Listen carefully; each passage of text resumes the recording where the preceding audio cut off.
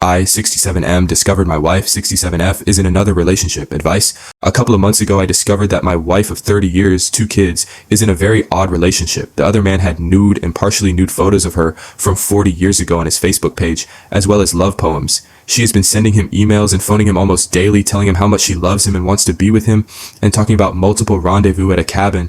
Our marriage flips the routine stereotype. I'm the touchy-feely one, and she is the strong, silent type. It took weeks to get much information out of her.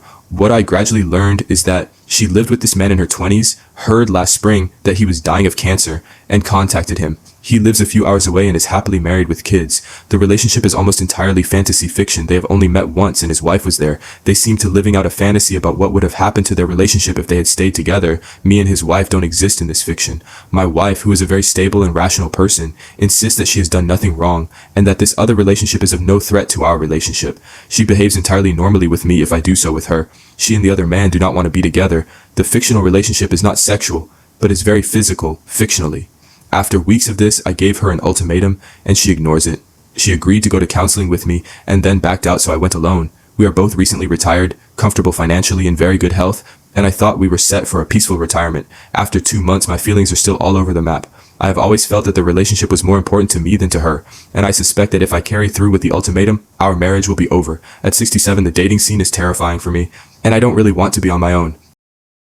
The first thing you should do is a full financial review to make sure she isn't being conned into giving him money.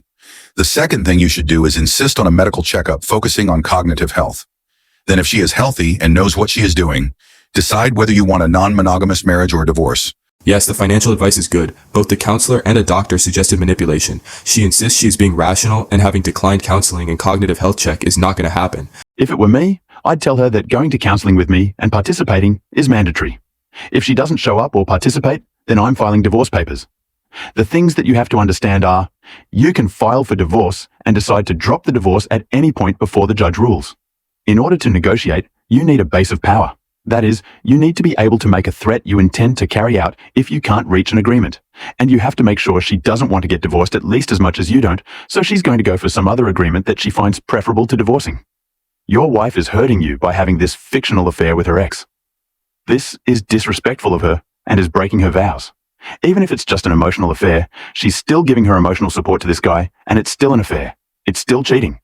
You need to get her into counseling so she can finally see how wrong she is, and see how she's hurting you with her behavior.